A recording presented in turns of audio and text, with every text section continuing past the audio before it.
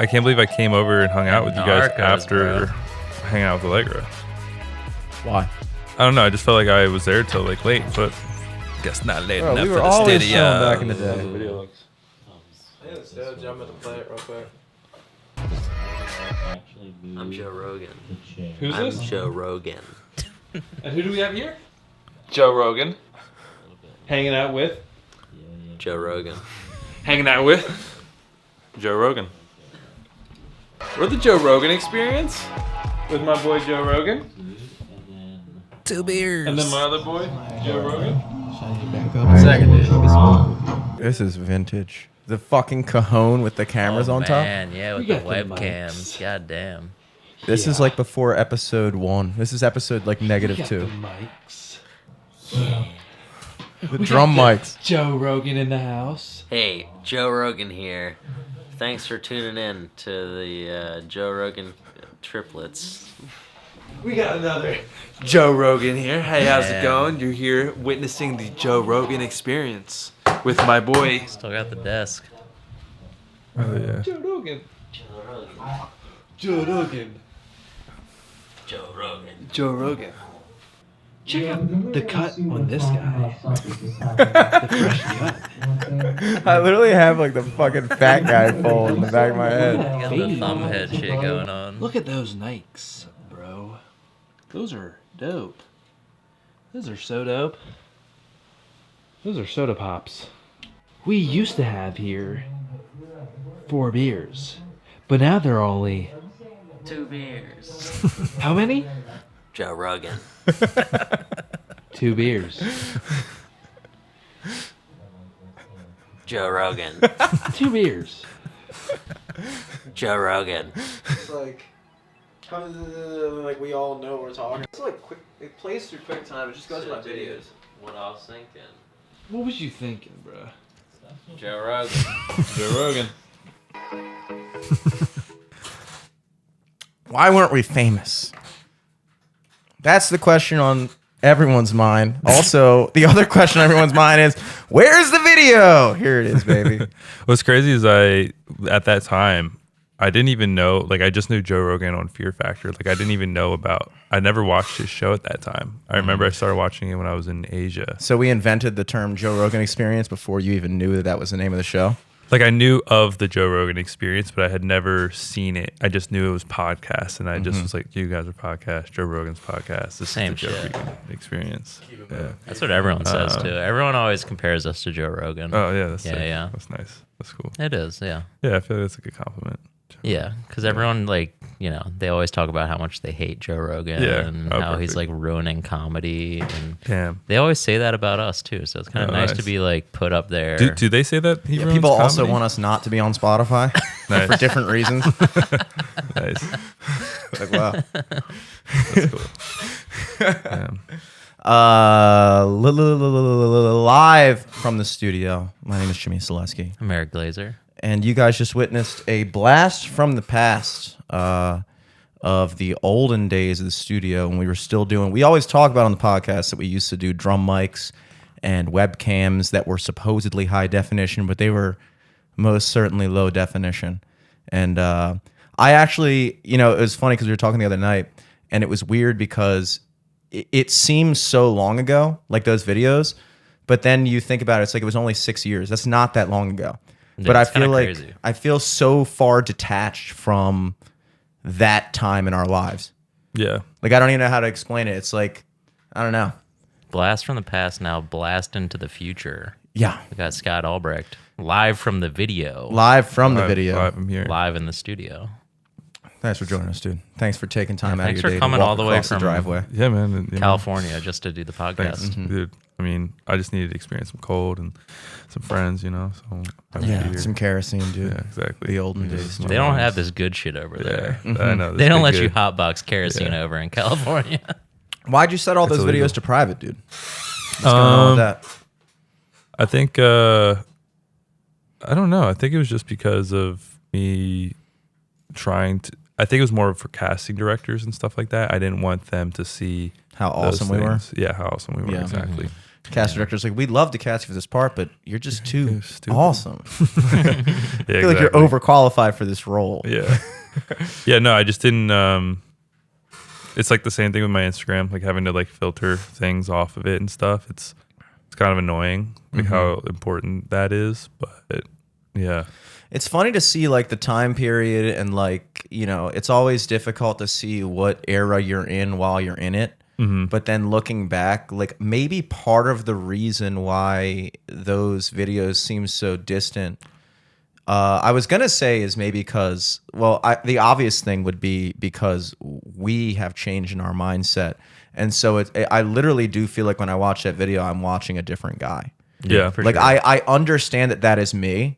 Like I get it, but it's almost like the same way when you like see a picture of yourself from when you're younger. Like it's funny. Like I haven't talked about it on the podcast. I told you about like, but my papool died a couple weeks ago, and like when you're looking through all the photos, it's like you people send in a bunch of photos for like the slideshow and stuff, and like you're seeing a bunch of pictures you didn't even know you took, you know, and like a bunch of stuff from when I was like 3 or 4, and it's always weird because you're looking at that picture, and there's a certain part of you that understands that is you, but it doesn't. I don't have any like actual relationship to that person, especially when you're 3, because I don't even remember being 3 really, other than like very short, vague, snappy things.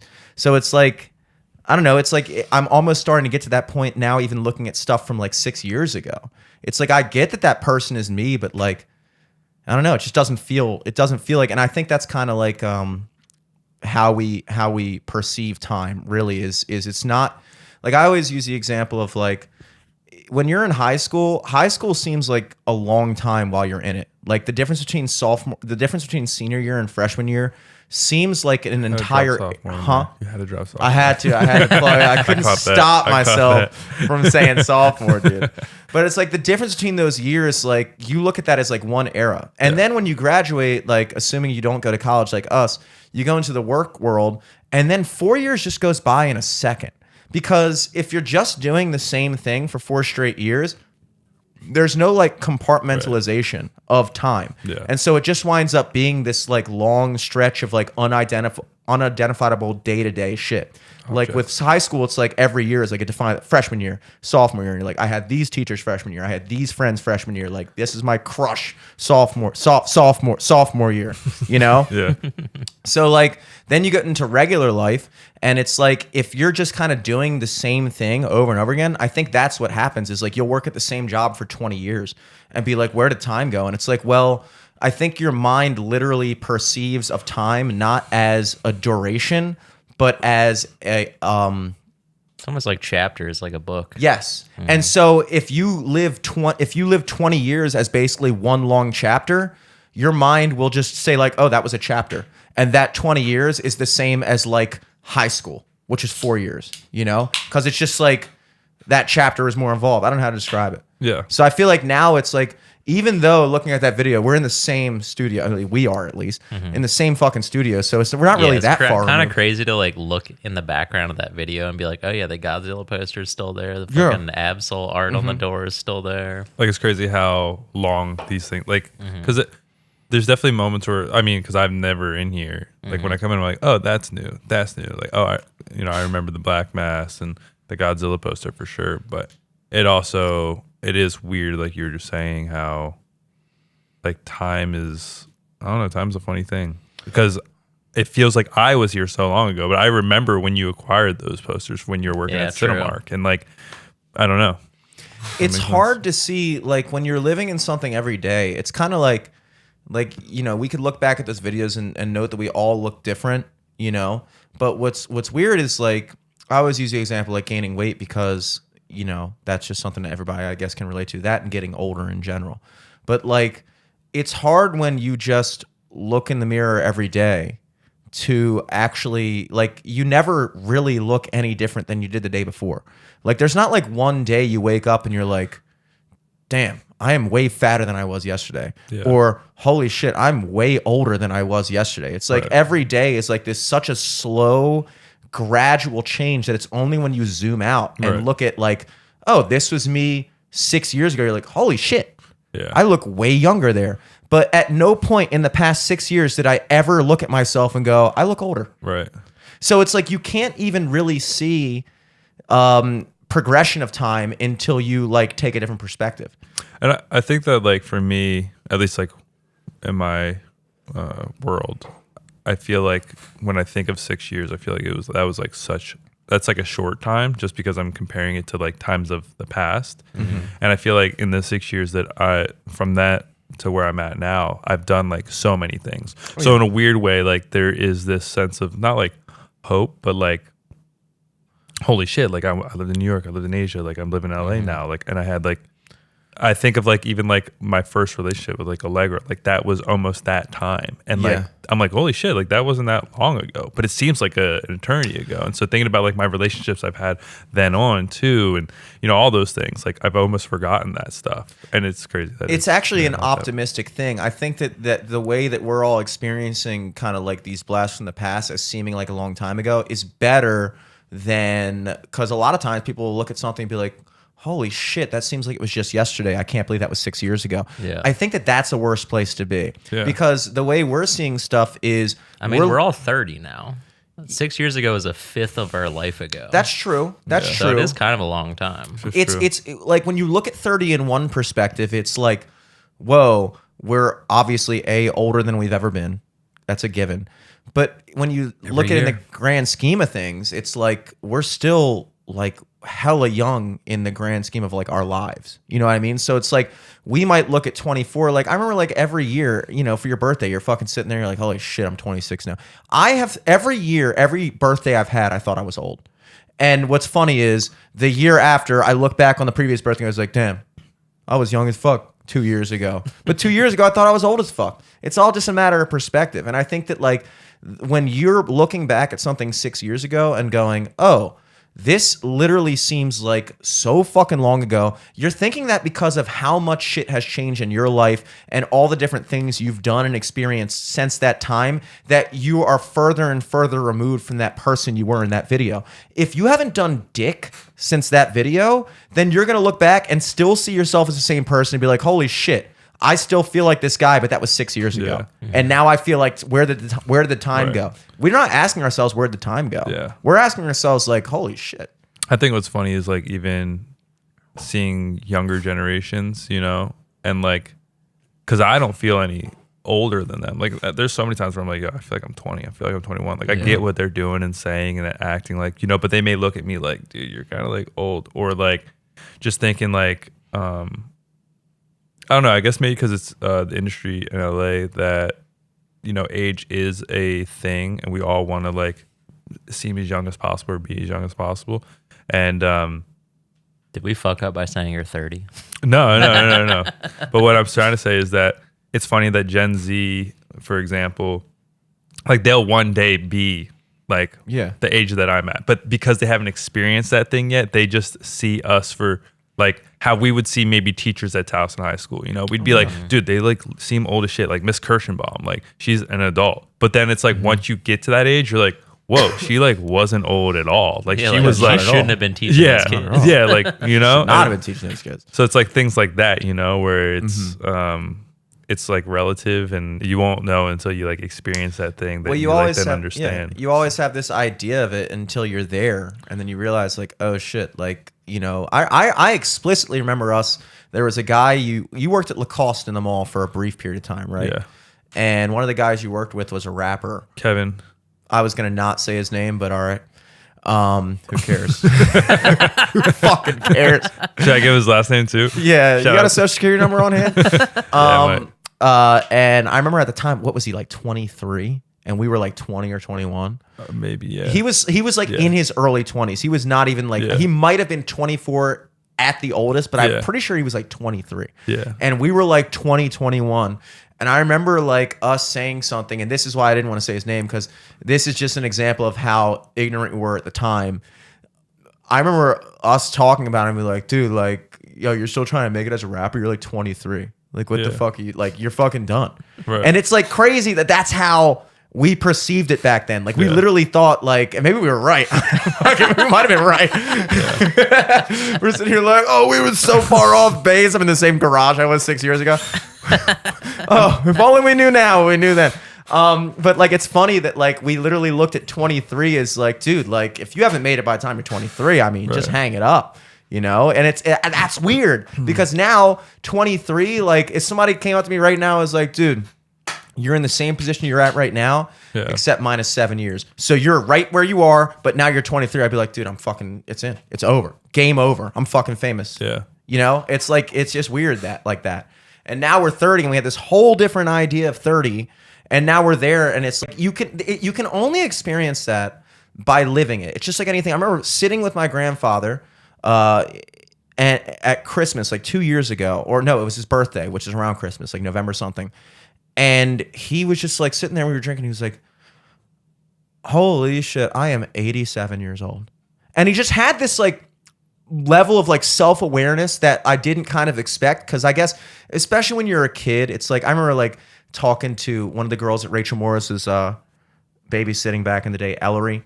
And I said something like, yeah, your mom used to be a little girl. This girl's 4. They don't really even conceive of the fact that like, their parents also used to be babies. They don't understand that. They also don't even conceive of the fact that they're also one day going to be an adult. You know, so it's like I remember her just laughing and thinking like it was a really funny joke that I said her mom used to be a baby. Yeah. And I was like fucking laughing at me. I used to be a baby. I can still make it. Fuck, I forgot where I was going with that. God damn it. Oh no, there was this level of like understanding at that moment. I was like, dude, like that's got to be a crazy feeling to have lived your whole life and then one day you just are 87 and you're just sitting there like, I am the same person I was this whole time. I was 15. I remember high school. I remember like I have not changed, but I am now 87. And like that kind of, when he said that, it kind of like made me think a lot. I was like, dude, like it's not like when you're old, you just are old, like you just are used to it. It's like nobody's used to it. Nobody's used to life, really. It's like it just happens and then you're just like, oh shit, I guess I am me, but also now I'm 30 now. And that is weird because I always, and everybody always had this idea of themselves and what they're going to be and who they're going to be. And then what you realize is there's only ever right now. The future is just an idea. And then once you're there, you realize that it's still just now. There's not any such thing as the future, you know? Not to get too fucking space age on it, but it is true. It's like there is no such thing as a future. Everything has always ever been now. There's no such thing as a past even. Past is just memories that we all agree on. Like we all agree that this happened, but it's not there anymore. We're right now. And it's only ever going to be now. So thank you guys for tuning in. Live from the studio. Yeah, we're having our midlife crisis, quarter life crisis. Nah, man. Take it a step back in the more calm direction. Yeah, dude, we can go deep. I was like, should I go? Should I get into this? No, we can tap back into that later. But just zooming back out, dude. You came out to Fells Point. Yeah, it has to be a nice kind of experience for you. Like when the Evan, shouts out Evan Woodard, most recent guest on the podcast before this one. The Salvage Arc. He's very particular that I don't call him an archaeologist. Which to that, Evan, if you're listening, I say your page stands for Salvage Archaeology.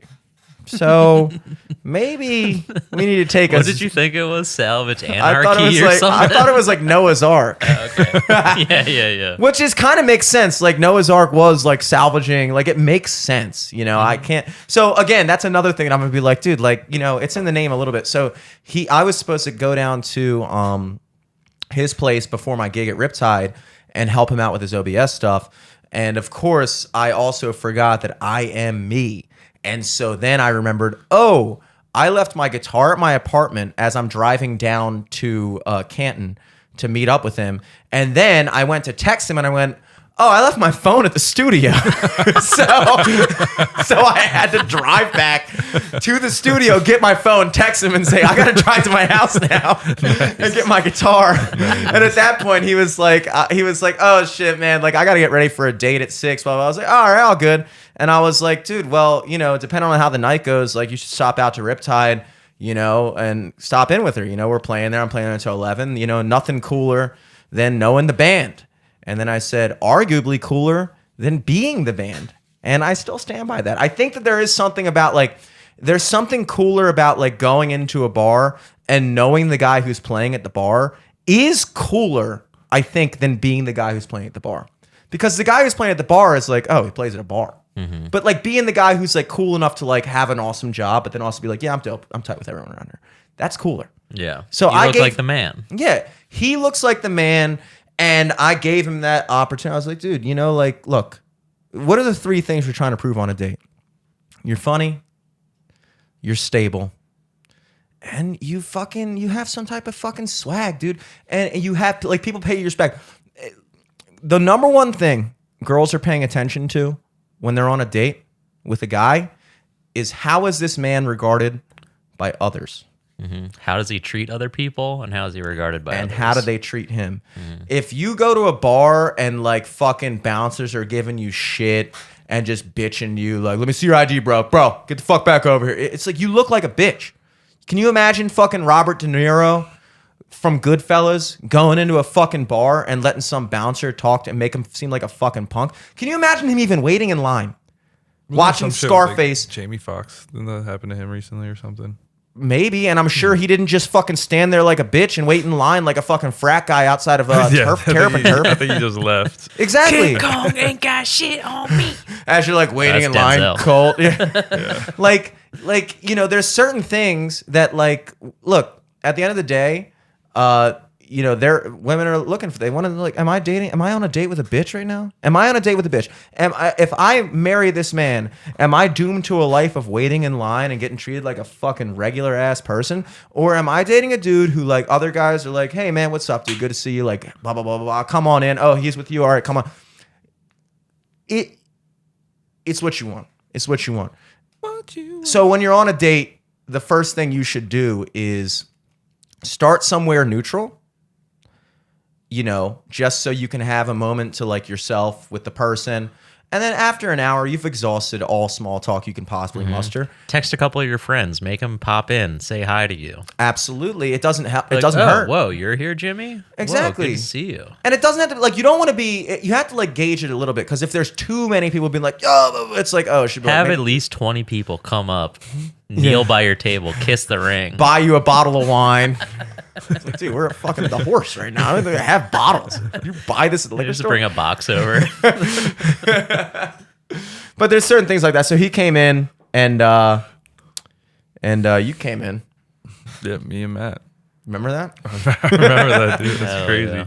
And we went out to Admiral's afterwards, and it was a cool night, dude. And I always wonder, like, when you come back to Baltimore, and you know, I know that we've had this conversation in the past, but I always think it's interesting to kind of just check in. And it's like, the reason I brought any of this up is because he said like something like "Welcome to Baltimore," and I was like, well, I mean, he's from here, but you know, you've lived out there for so long that I guess, you know, and he had just met you, so I guess he didn't put all those things together. Right. But it does kind of have to feel a little bit like a welcome to Baltimore thing, because it's like you've lived out in LA for the past however many years, and like even though this is your home city, is there a part of you that like when you go out in Fells Point, you're just kind of like, I don't really know anybody here, like this isn't my like crowd, you know? Or do you just kind of feel at home? Yeah, no, I feel like this is not, I feel like LA is my home. Like I would even say maybe New York is more my home. Really? But I think because of more of my adult years have been spent in like those places as opposed to here. Mm-hmm. So like my experiences here are more so just like hanging out with like the friends that I know and not really like going out. Like I think when I moved from here is like when we just started kind of hitting downtown more, like as far as like the bars and stuff go. Mm-hmm. And those are things that I really like. I feel like I didn't really experience other than like sometimes in Fed, you know, the cross street market area, Banditos and stuff. And then Canton sometimes, you know, just doing like I don't know, what was it, like Thursday night, like music festival. Yeah. And I just noticed like even like Matt, I was like, yo, it's got Admirals, and he was like, oh, the Admirals Cup, and he pulled it up on his phone, and I was like, yeah, dog. Duh, bro. Like, right it's just interesting to see that like I just kind of like, there's two ways I look at it. It's like on one end, it's like you could look at it two ways. The way I choose to look at it, as always, is a depressing way. And just like, Nice. you know, if you guys come here and you're like, oh, like this is like Jimmy's world, you know? Yeah. And but coming from like a bigger city like Miami or LA, it's got to be kind of like if I went to like Harford County and like some dude was just like cool with everybody in Bel Air. Yeah. And you're just like, oh, that's cool that you're cool with everybody in Bel Air, but like, what the fuck is Bel Air? Yeah. Like I live in Baltimore, you know? I mean, I think that what's cool is that Not that Bel Air isn't part of the Metro. I don't mean to take that away from you guys. It's Baltimore Metro. Yeah, you do suck though. I like it was interesting talking to that girl who was at the bar with your friend. And she was saying like how much because she's from LA and how much she likes Baltimore. And it was like interesting because we kind of like flipped, you know? And not saying that I don't like Baltimore, but whenever I think last time I was out here, I was at a bar with Gabe and the bartender was like from somewhere in South America or some shit. And I'm like, what the fuck? Like, are you okay? Like, why are you in Baltimore? Like, what made you come you here? okay? Like, what? There's nothing here in my perspective. 'Cause Do you I'm need from here, help? you know? Yeah. Like, and so from coming from the girl that the guy was dating, she was saying how awesome this place is and how like of a gem it is and stuff like that. And like, I agree with her for sure, but I feel like that's like living here, like you wouldn't really experience or meet people from out of town, you know? Well, yeah. And So that's, it's- look, we take for granted the good things about the city because we're used to it. And one of the things that's interesting about Baltimore and a lot of cities this size is all the talent really is locally grown because there's not a lot of artists that grow up in another city and go, I'm going to pursue my career in Baltimore. Pretty much anybody pursuing their career in Baltimore is from Baltimore. You know, if you go to New York, Right. it's probably the reverse. It's like what percentage of people pursuing acting and comedy and music that live in New York are actually New Yorkers. Yeah. You know, versus what percentage of people are from some other part of, same thing with LA, obviously. Yeah. And so it's like, it is a different thing that like our, although it's not even comparable in terms of magnitude, but are actually like when a band makes it out of Baltimore, it really does, or like even like when there's an actor that's from Baltimore or like somebody who does something significant, you do feel this like sense of pride because you know that person's from here. They grew up with the shit that you grew up with. I don't think that New Yorkers have that. I don't think that people are like, oh, did you know that this band is from New York? It's like, yeah, shocker. What Wow, band? They had good bagels growing up. Yeah, yeah. Sweet. Yeah, it's like, what do they move here after college and fucking like, went to some like Oh, weird- they were able to be in a band because their parents are millionaires and they didn't have to ever get a job. Yeah, exactly. I mean, I feel That's like why they're famous. I feel like they still have like I remember when I was living in New York and it's like if a rapper's from Brooklyn, like Brooklyn people would be like hyped about that. They'd be like, Yeah. "Yo, Joey I Badass." feel like that's a little is bit like, different. you know? Yeah, I think let me walk that back a little bit because New York, I don't mean to put New York on the same page as LA because they are very, very different cities. And one of the best ways to determine that difference, in my opinion, I always say, because I am now a big sports gambler, although I've had to stop this past week because I ran Yeah. out of my Money. gambling funds. You fucking got a calculator and thought you'd start winning. I'm going to start winning. I just haven't. Just taking a break real quick, dude. All right, let's get back on track here.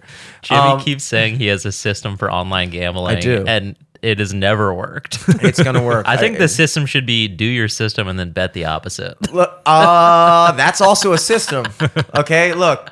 In the words of Thomas Edison, when I failed 1,000 times inventing the light bulb, I didn't fail 1,000 times. I succeeded at I finding lost 1,000 1,000 different bets. I lost all my money and my family and my kids and eventually invented a light bulb. That's what he said. All right. So just remember things that way. No. I always say in my opinion, there's no such thing as a home field advantage when you're playing in Los Angeles. When you go to a city like Baltimore and you're playing the Ravens, everyone in Baltimore, they fuck with the Ravens. They're from Baltimore. They want the Ravens to win. There's the fucking crowd is going crazy. I'm sorry, I just don't believe it's the case when you go to a Rams game. It might look. There are Rams fans, but it's very difficult for me to imagine that. Oh, it was St. Louis Rams 2 fucking months ago, and now it's the LA Rams, and now I'm supposed to believe that there's this like powerhouse, crazy, But I passionate think the Rams fan base. used to be LA. Yeah, 50 years Yeah. ago. What would happen if fucking the Colts came back tomorrow? Are people just going crazy for the Baltimore Colts? Like, oh, they played for us in the 70s. Yeah, well, guess what? I'm a Ravens fan. But I feel like that was different because I feel like they like secretly just vanished, and then we were like pissed off about it. Okay, you know? but my point is like, But I feel like just living in LA, I feel like everybody is a Rams fan. Like you're not going to see a Chargers fan. well, I wholeheartedly think that the Chargers should have stayed in San Diego, even though they both technically did start in LA. So I Yeah. get it. Are I there just still never, like Raiders fans, even though they went to It's Vegas? like the Oakland, older like Latino guys and stuff like that. It's like usually like those guys that are like diehard Raider fans. For sure. I really 'Cause I think they were in LA too, I just 'cause don't it was understand why Oakland Raiders, right? but they were in LA also at one point, not in the Bay. it just doesn't strike me as, and look, it might be a thing of like population density versus just population. Like there's so many people in LA that even if you only appeal to like 20% of the population with a team market, as opposed to in Baltimore, you kind of need to appeal to like 80% to get a solid fan base. If you can appease 20% of the fan base in LA, you have a franchise, you know? So that's why they have two teams, you know? Like I just didn't understand why we needed to go from Los Angeles having 0 football teams to 2 in 1 year. And it's like, okay, what about San Diego? Why couldn't, like, San Diego's a big fucking city. You know, they have like a solid fan base. Look how crazy they went for the Padres. Like they obviously gave a fuck, you know? And so it just struck me as weird. My whole point is that New York is different because New York, We have two teams also. it has a sense of, and look, I'm speaking out of my ass a little bit because I've never lived properly in any of these places, but just from my vibe, having visited all these places several times at this point, my perception is that there is a much more palpable New York kind of like allegiance and type of like it feels closer to the way Baltimore feels in LA does. And maybe that's an East Coast thing, but there seems to be a little bit more of a homer type of vibe in New York than in LA. That's just the vibe I've gotten. You know, there doesn't seem to be like people, like I would say this.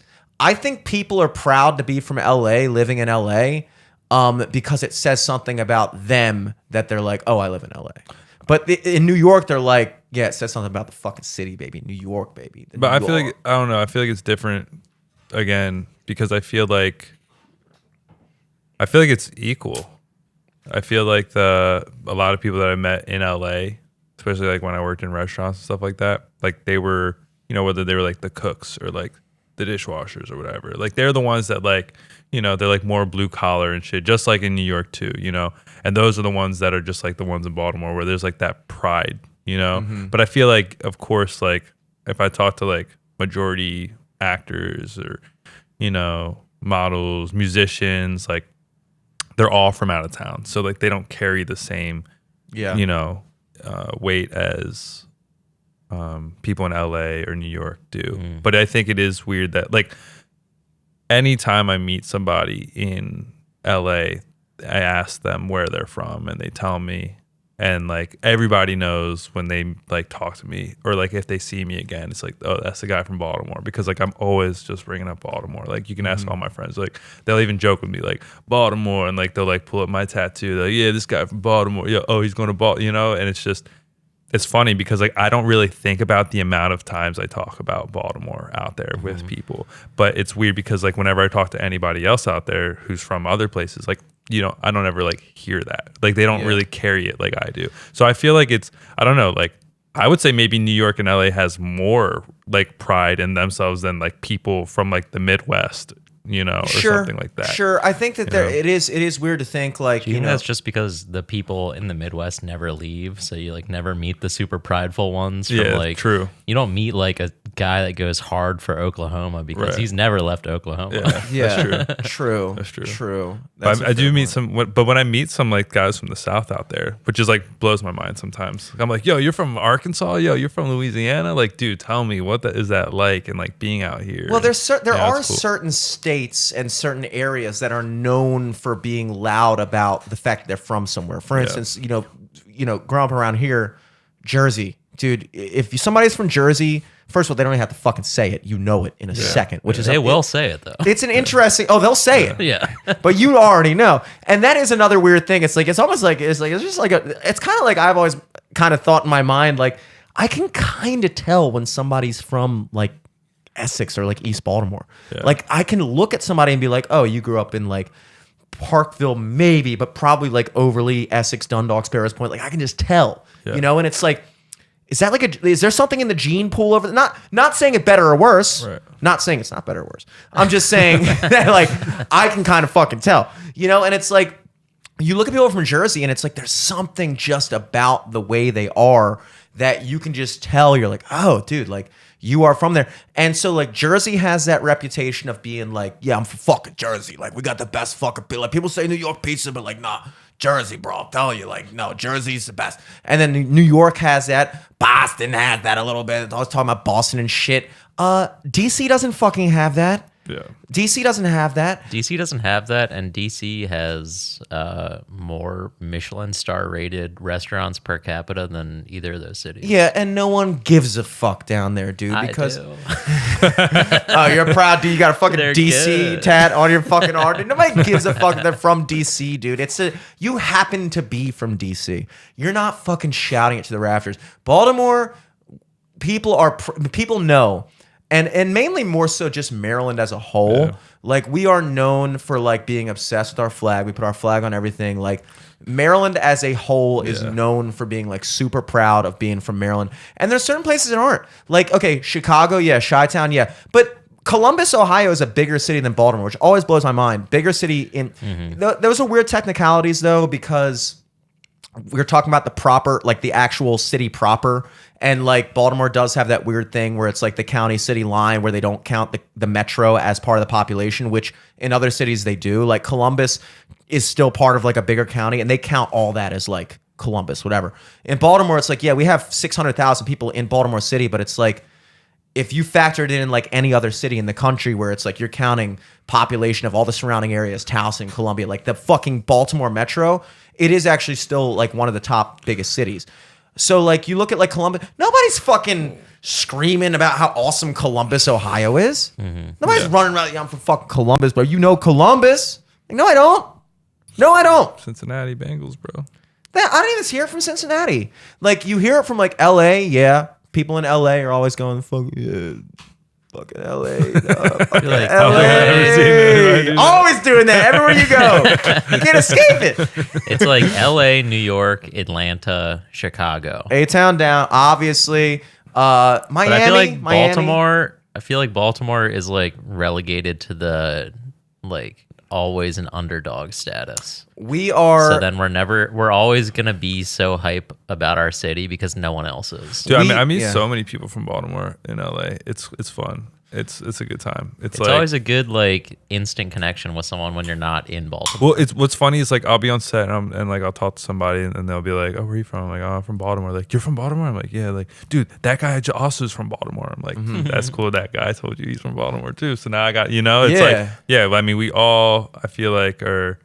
But most times, actually, when I meet those guys, they're not like from Baltimore. They're like from, I don't know, like I'm from Middle River County or like one dude's I think like from Phoenix or something. Like it's like outside of Baltimore. But I get majority, I would say probably like 6 out of 10 people probably don't know where Baltimore is. So I understand why, if anything, like if they don't know where Baltimore is, they're definitely not going to know where like fucking Columbia is or exactly Silver Spring even, like they'll just say Maryland. If you're like anywhere in the range from DC to Baltimore, depending on which one is closer, that's where you say you're from. Right. Obviously. I always agree with that. And like when I was in Germany, like we would be like, "Oh, we're from Baltimore," and people would just be like, "Where? What?" And we're like, "Oh, it's like by DC." Yeah. And they're like, "Oh, okay, cool." Yeah. Like when people get super, or some people are even like, "Yeah, it's by DC and New York," and they're like, "Oh, now I know." Yeah. It's in between those two. Like when people get like super picky about that shit, it just shows how like small-minded they are, because it's like, okay, dude, first of all, even if I said Baltimore, like we're saying, nobody's gonna fucking know where that is. So especially no one cares. I'm like, well, Actually, I'm technically from. Well, I think Sparrows Point. Sorry, I think people would say their state. Like I never say my state. I just say I'm from Baltimore. Like I don't say I'm from Maryland. Like I True. never tell anybody I'm from Maryland. But most people would say like they're either from Maryland or whatever the state is. Well, that's what Logic did. Like Logic, the rapper, people always be Yeah. like, "Oh, like you're a DC rapper," and he's like, "No, I'm Maryland." But he Yeah. grew up in Gaithersburg, and that's understandable because Gaithersburg is not DC. Yeah. Like it's a very palpable thing. I really think it's parsing hairs when you get to the point where you're like, "Oh, Towson, no, you can't." It's like, really, dude. Yeah. Like if I'm fucking in New York and somebody goes, "Where are you from?" I have to go. Rogers Forge, Maryland. Rogers Forge, ever heard of it? It's like no, it's like at a certain Are you point. technically from Rogers Forge? No, I'm from Overly? fucking Towson.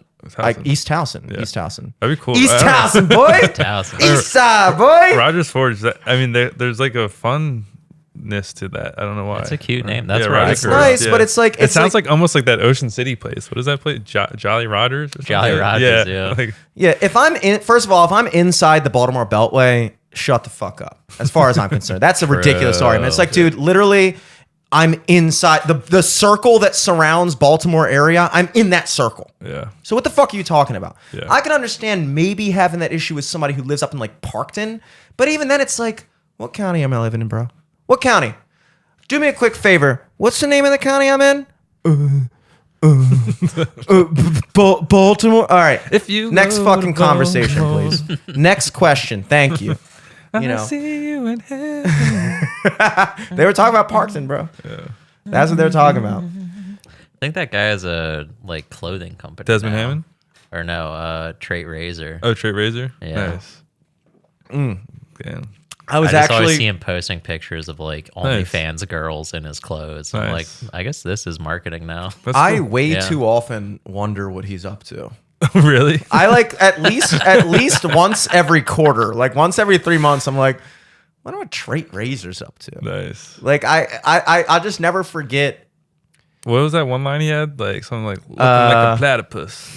something like that. Yeah, I love that. I love that line. That's Yeah. one of the all-time That's best lines of amazing. all time. Looking like a platypus. What was it before? What was it? There was something condescending. My bank account, that shit is not descending. Oh, yeah, I was like, yeah. oh, Yeah. damn. Yeah. That shit is not descending. Let's go. I mean, like that's there. It's funny. Like, I mean, it's funny because on one end we're joking about it, but on another end we're sitting here 6 years later still remembering these hell yeah. bars, No, and of it's course. like I'm gonna there's a remember. certain credit to be given to that. Is somebody sitting in a garage fucking quoting Mr. Tonight right now? I mean, we did earlier. I mean, we did. Yeah, true. Like, I mean, it's like there's a certain thing. It's like I was just wondering, like, look, the thing with the rap career is rap is definitely one of those things. Because I try not to be exclusive when it comes to music in terms of like, you know, like I do honestly believe that as like if you're like doing like rock music, like indie type shit, much like in the way that like being a stand-up comedian, like most of the people that we would consider like the top of the game right now, like the goats right now are like still highly relevant, like Bill Burr, Dave Chappelle, like they're all in their 50s. And so Louis CK, like these top brass guys that like are the biggest in the game right now are all at the peak of their careers in their 50s, which is interesting. That's kind of like the timeline for comedy. You know, and don't get me wrong, there's obviously people on the up and up, but even the people on the up and up are all like in their 30s, like Theo Von, Shane Gillis, Tim Dillon, like the guys that are like the next generation of the big heads, like they're all in their 30s. Like there's not, you don't really, when you think of like stand-up comedians that are popping off, you don't think like early 20s guy. You really don't. Like that, when you think of a guy in his 20s as a comedian, you're thinking like, oh, you're doing like open mics and like weird local showcases and stuff. With rock music, I think the window is longer because I feel like, you know, you have guys like, I know it's a little bit different because like these people are already established, like, you know, like Adam Levine, Maroon 5, like whatever, 40 years old or whatever. But then you look at like a lot of these bands and they're a certain age and it like makes sense. I will say that rap does seem to me to have a shorter window as far as making it. I mean, it also depends on like what kind of music you're trying to make. Like, I mean, you can kind of like visually see the come up and the fall off of most of like the SoundCloud rappers Mm-hmm. because they're making music for a generation that has aged out of that music. Yes. Yeah. It's very like your brand is very, very time sensitive. Like if Yeah. you're going to be the face tatted, like zanned up fucking like Yeah, like Little Pump freak show. isn't hot anymore. You know what I mean? Yeah. It's like you can't be that same guy when you're 30 that Yeah. you were when you're 20. Because if you truly were that guy, you'd be dead by now, by the time you're 30. But it's just it seems like, but then at the same time, it's like then you look at guys like Eminem and you're like, all right, like even with him, it's like it's just hard. Like I look at like guys like G-Eazy and Logic, who I like a lot, but I don't know what G-Eazy's doing anymore, to be honest. If he's still active or not, I don't know. But like those type of things, and I think this is particularly true with white rappers. White rappers might be the shortest imaginable window you can have. Like to be a white rapper, you're talking like there is a exact vibe you have to hit, like young, chill, witty, and like don't give a fuck type thing. And that only works for a certain time. You cannot be a 40-year-old white rapper. I'm sorry. Dude, what was crazy was, Jack Harlow's up for like I think best album or something like that, right? And then everyone's like, yo, if he fucking wins this shit, it'll be like that whole Macklemore, Kendrick Lamar situation again. Yeah. There's no way he's gonna win this shit, right? And then someone on Twitter like screenshotted his Spotify account and he had like 25 million listeners monthly. Macklemore. And it's like, yo, what the fuck? So then like I was like, that's interesting. So then I went to like look at somebody like Lil Uzi and I was like, yo, how many does he have? He has like 24 million. I'm like, yo, who the fuck is still listening to Macklemore like that, Yeah. I Like, mean, what? I guess his music, like when people added it to their playlists like 8 years ago, it just never came out or something. I don't really get it. There is certain. Because Macklemore hasn't really put out music recently. I mean, Or I'm maybe sure he he has. has, but like, Maybe. it's weird. Like, I'm like, Uzi, come on, dog. Yeah. I mean, it is weird because I do feel like there are certain bands that are just like industry plants. Like Imagine Dragons comes to mind. Imagine Dragons has like 15 top 40 hits. And it's like, dude, I cannot think of a single song they've made that has ever been anything other than a fucking change the radio song. Are they the ones Yeah. that did the Take Me to Church? No, that's different. They That's have a Hosier. radioactive. They And, like they have, they like, a billion found songs. their like voice, but I think what their voice is like a notch above like stock music for commercials. 100%. And Yeah. I think the most I hear Imagine Dragon music is in like car commercials. Nice. Like Like bands like that, like Charlie Pugh comes to mind. The guy I was. It's been a long. I mean, like Mumford and day. Sons were kind of that But vibe they- for a while. Like they had their own kind of style, and they got big, and then But Mumford and Sons They kinda had did. like I remember physically meeting people that were like, "Yo, I'm going to see Mumford and Sons." Like I like Mumford and Sons. Like they had. I want to like, see a the true- stage collapse underneath all 90 band members.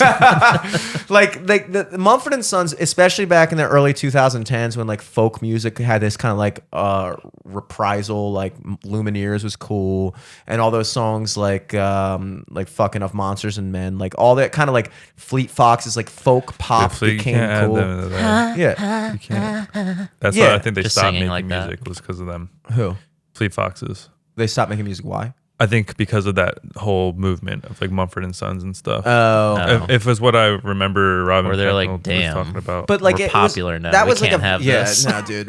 We have to be not popular. It's like there was definitely like a comeback of that style of music, and Mumford and Sons was one of those bands that really took off in that.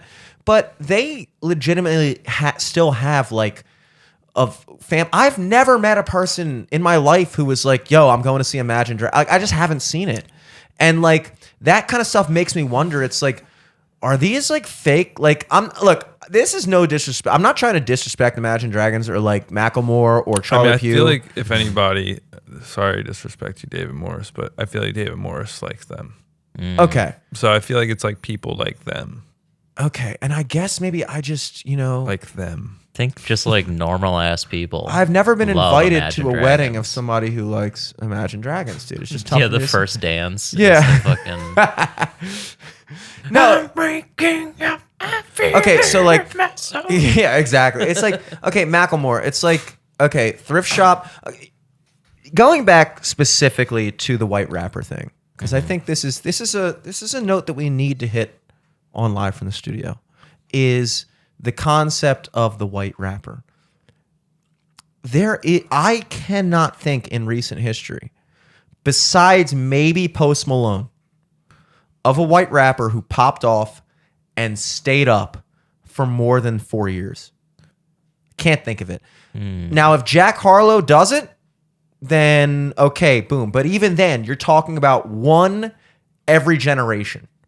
Not to say that 4 years ago is a generation, but it kind of is. I mean, like, what is considered like popping off, like to the level of like who? Like, what would be the comparison or example? Like, okay, like somebody who like who's on radio, like who's like pop. Someone like who's top still 40 or whatever. Somebody who's still culturally relevant to the point where like people are like, it's more of like a vibe thing than like a exact metric. You kind of just have to like have a sense of like, all right, who's still popping and who's not. You know, like if I just brought up G-Eazy, that would strike you as a like a throwback rapper. You wouldn't think of G-Eazy as somebody right now who's like, oh, what's he up to? In my opinion, and maybe this is just because I'm not, but like as the average person who's not actively seeking out music, who's just like exists in the world and is hearing names dropped on a day-to-day basis, is this person a name that is referred to as somebody who's currently popping? And then I feel like I'm a good place to talk about this because I'm not a big hip hop head. I'm just a person who is relatively aware of what's going on around me. I've never been a big hip hop head. I've always just listened to shit that people were listening to. So like I've always been in the same place I am now. Yeah. And I could tell you that like, yeah, Drake is still on. Kanye, for one reason, like for this reason or that reason, is still very relevant. You know, like he's a relevant household topic. Kendrick's still on. J. Cole, I think he needs to drop something. I don't know. Like it's I feel like Kendrick was also in that realm of like with J. Cole, like what you're just saying, describing, because Kendrick just dropped an album this year. But Okay. I think for like But it had however been many, like 4 or 5 years. Yeah. Yeah.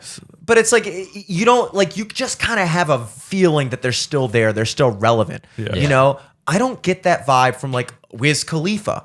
Is Wiz a current active fucking rapper, or is he just a guy that he just put out a new album, but at the same time, like putting out an album does not make you relevant? yeah, I don't believe he's had like a #1 or like a big hit since the fucking Fast and the Furious song. But I also feel like what is considered like relevant. Like I feel like that's a hard thing if you're comparing it to somebody like Drake, you know, because like that he's like there's nobody at like Drake level, Yeah. or like Future level, you know. But it's like even with Future, like I don't even know like any Future songs. I just know like Future like songs that are just know- featuring yeah, Future, yeah, you know. yeah.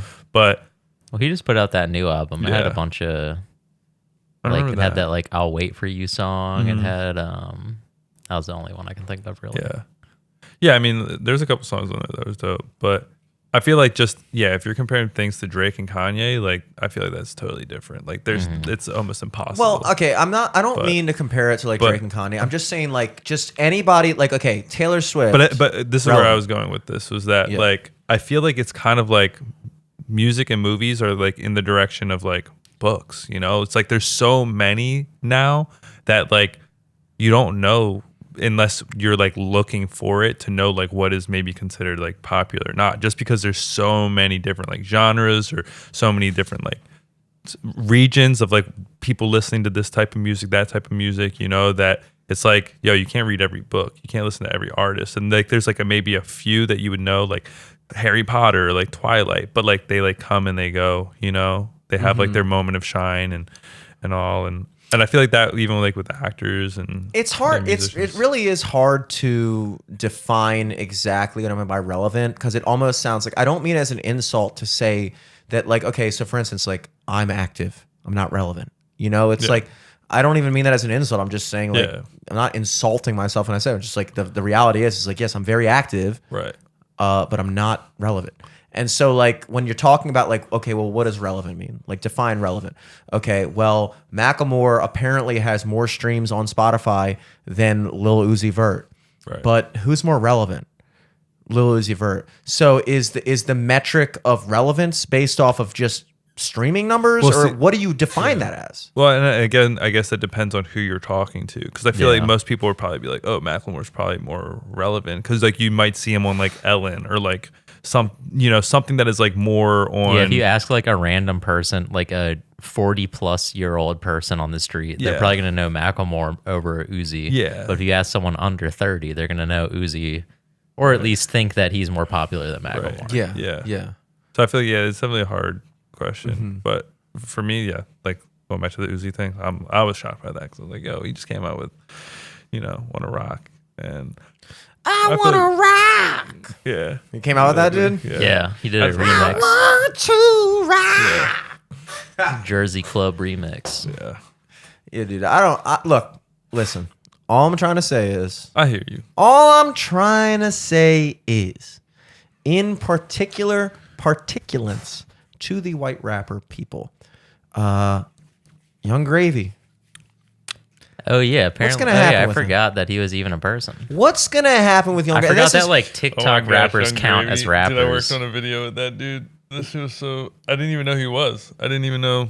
what? Okay, funny. look at Yeah. guys like Lil Dicky. There's also like Little Dicky, the Lil fucking like Dicky, I mean, he's got his TV BB, show. BB But No he Money did what he or had whatever. to do. He had to do what he had to do. Like, the fact of the matter is that just being and I like his shit. I like Lil Dicky. I thought he's awesome. I thought he was funny. But his claim to fame is not His rap. a rapper. Yeah. He's a fucking comedian who was good at rapping, and he used rap and funny rap video premises to get notoriety so that then he could take the next ultimate step in his career, which is being a comedy writer or something like that. That was his career. He's not meant to be a fucking legendary rapper. Yeah, he's not going on like an arena tour. Yes.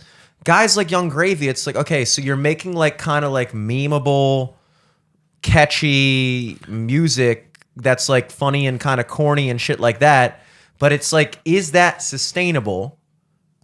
No.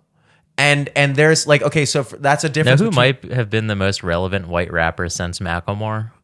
Riff Raff. Okay.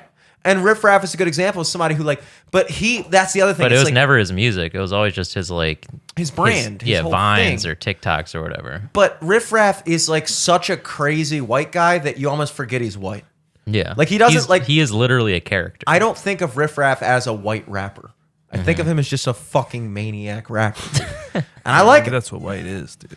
Well, I mean, like if I was a rapper, I'd be a white rapper. That's not like it, but like, yeah, the amount of stuff I'd have to do to just for you to forget that I'm white is immeasurable. Immeasurable. I can't escape the fact that I'm white. That's not. I think about this also because I think about my brother with doing the rap stuff, and it's like, look, dude, like with the rapping thing specifically, I mean, I just don't. I feel like it's such a short shelf life. I mean, even look at like Linkin Park, and it's like you look back on it, it's well, like technically that guy died. So well, the that's why- singer guy died. Nobody cares. Nobody gives a fuck when the fucking one thing I don't know why doesn't even matter how hard I try. What was that guy's name? Dude. I had it a second ago. Not Chester Bennington. That's the fucking singer. Wait, it's hold on, because he went single for a bit. The fact that we're having this long of a delay before you got just proving my point. By the way, my point has long been proven. True, but it's please, true, it's true. please say the name eventually. But my point is proven. It true. It's like, isn't it like Mayor or Major or something like that? It might be Major. That sounds right.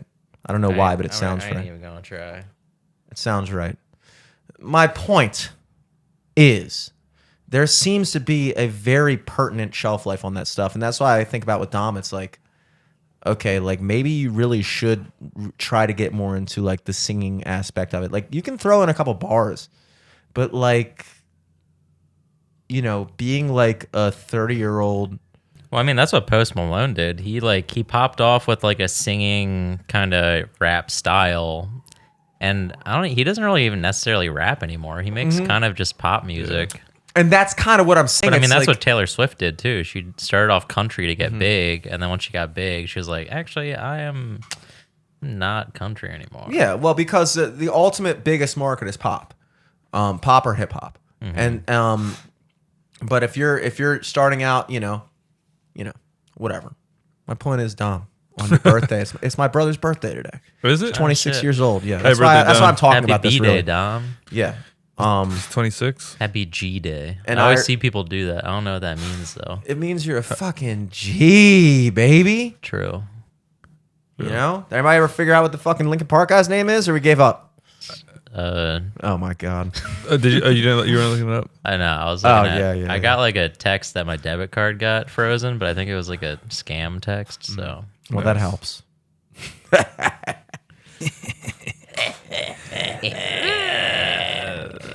Joe Rogan. I am Joe Rogan.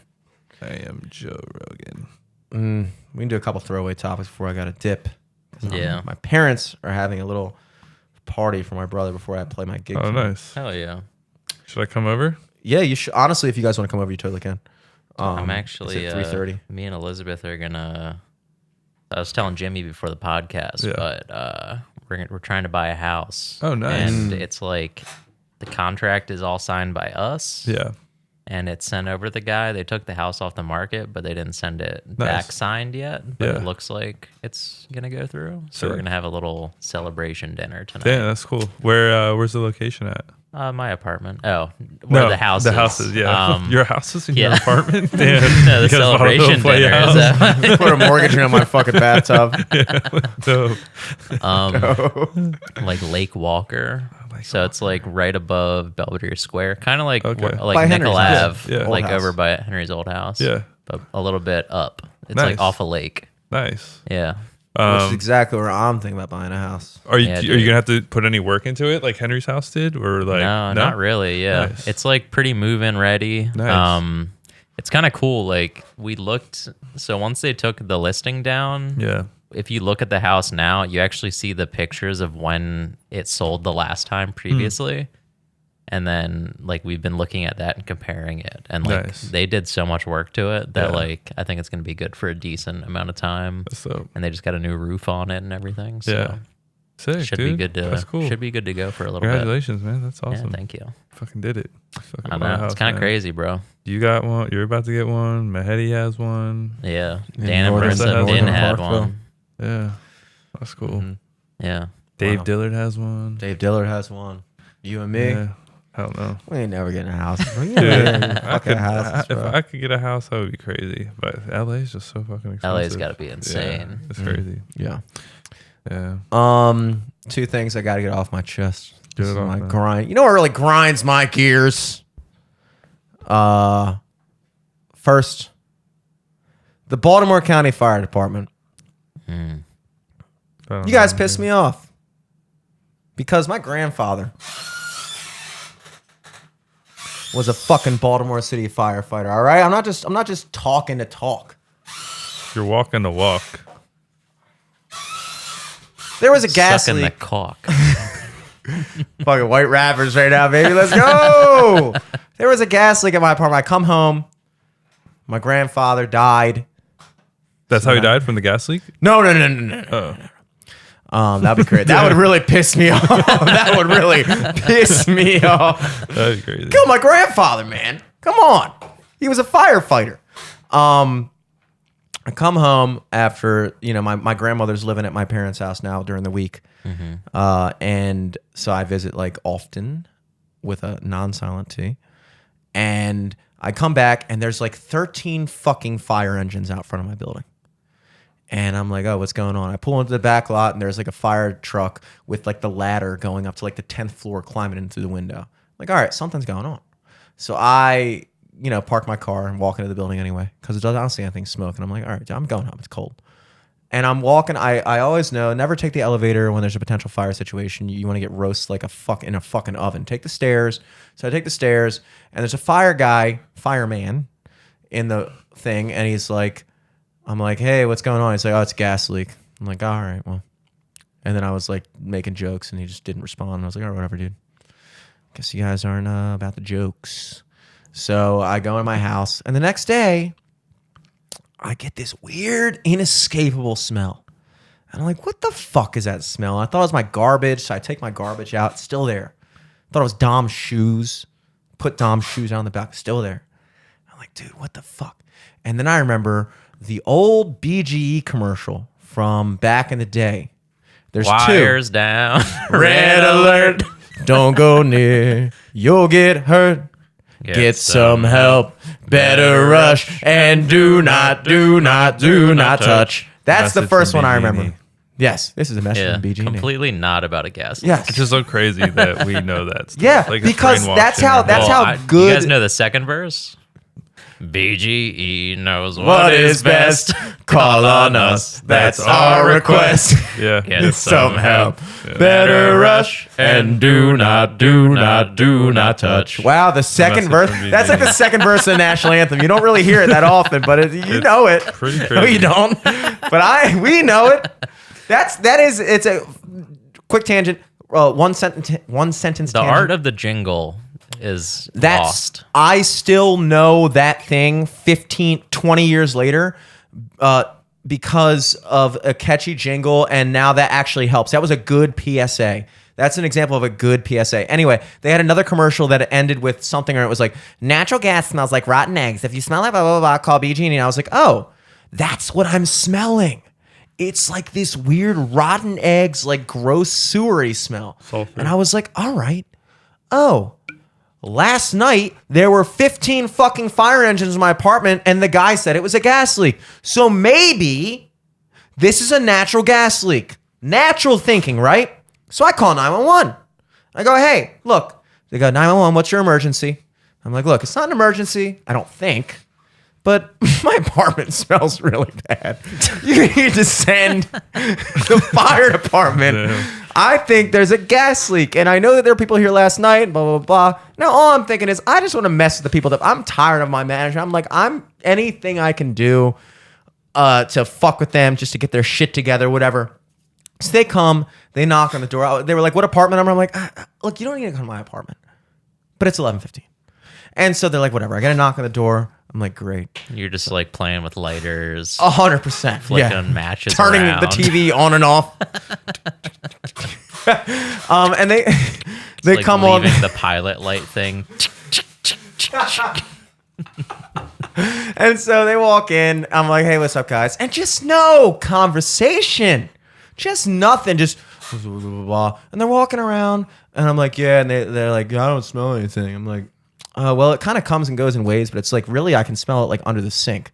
And so they smell it. Nothing. Just acting like I'm a complete maniac. And of course, the maintenance guy comes up too, this like stupid fucking idiot maintenance guy. And he's mad at me because I called the apartment.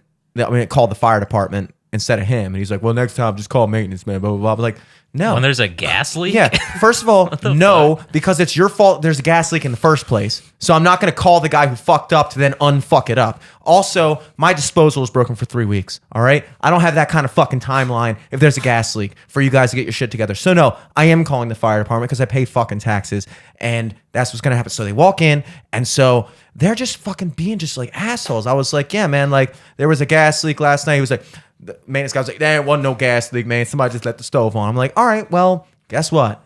I talked to the fire department, and he said it was a gas leak.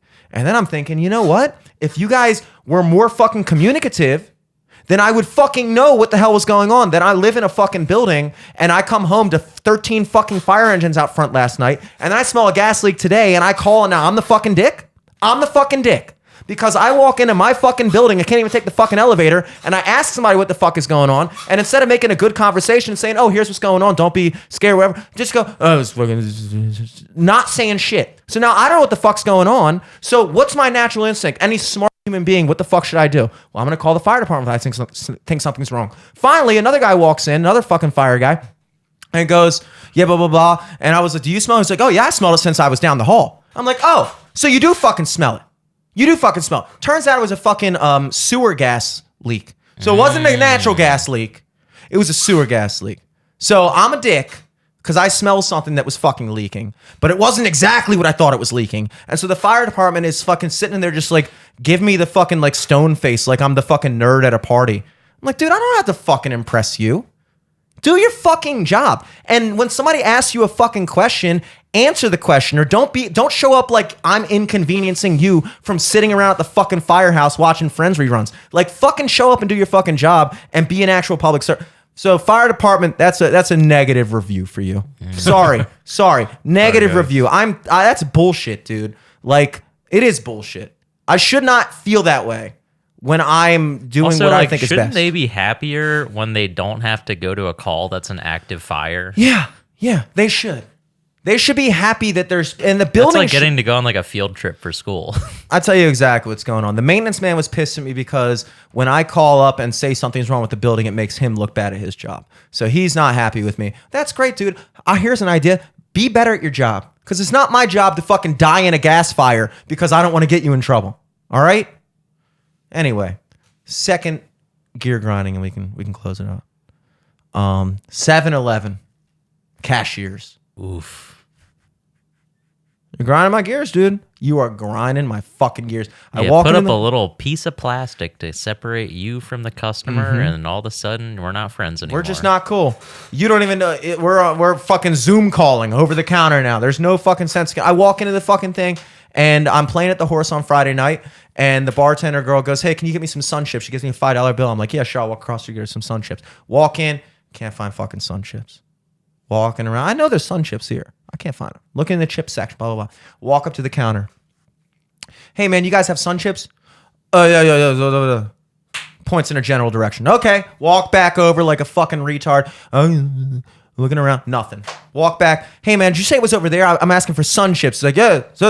And then he points over here. Different place. Now he's pointing in a different place. So now I walk over that place. No fucking Sun Chips. Walk up for the fourth fucking time.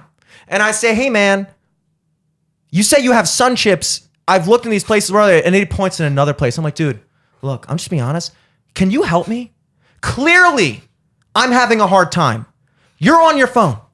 Can you help me find the fucking thing? You know what he does? First, he goes to shake his head. No, he can't help me. Then he realizes how fucking retarded that would be if he did that. So then he goes, okay. So then he walks out. He takes me to the fucking gum section. Looking for gum, right? No. I'm looking for Sun Chips. Now, let me just say this. Because I'm a little fuming right now.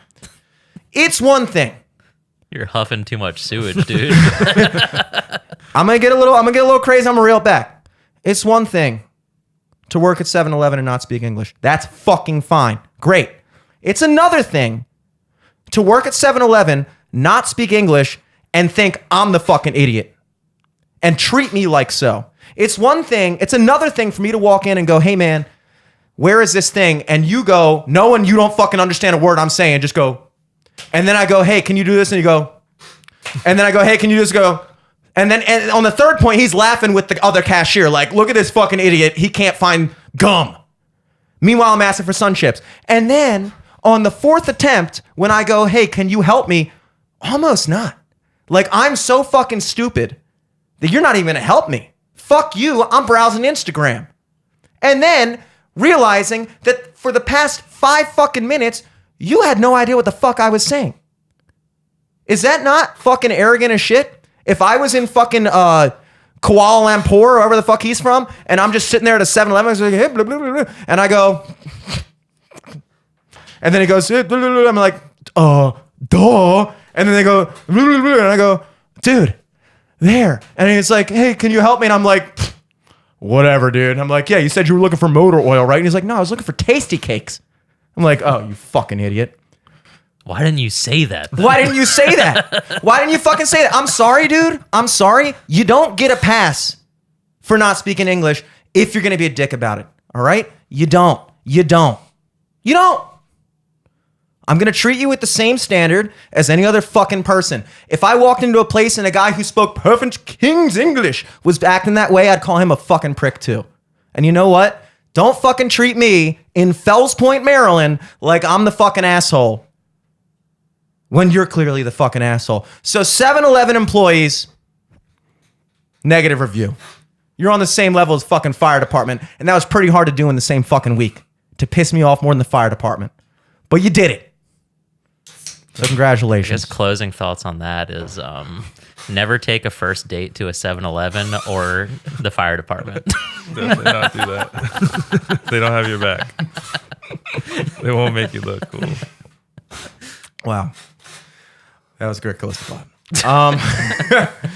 Guys, thanks for tuning in. Thanks tuning in for to Live from coming the in, Studio. Scott. Yeah. It was good to have you on the cast again Yeah. for our like every 2-year check-in. 2-year check-in. Mm-hmm. Yes, sir.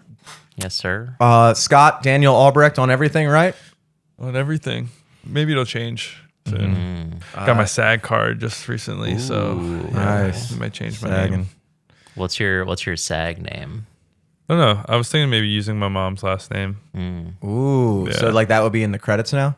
Yeah. Why wouldn't you just go with your name? I feel like I'm trying to think of a stage name. I don't know. Thinking about maybe switching it up, having a shorter name. Albrecht, kind of long. Scott Moon's cool. That one would be cool. That'd be cool. I could see that. Yeah. Or Daniel Very Moon. Kid Cudi. Daniel Moon would be But I cool. already have a cousin named Daniel Moon, so I don't want to. Is he in the SAG? No, but I Then just fucking- Yeah, but if he ever wants to join, if you take Daniel Moon, he'll have to be Daniel Yeah. Scott Moon. Yeah, it'll have to be Daniel Albrecht. just like a full Korean guy, Daniel Albrecht. I had to get this name. Yeah, guys. For now, at Scott Daniel Albrecht across the board. Eric, you got anything coming up, dude? Let the people know. Yeah, closing on a house. So that's taking up most of my time.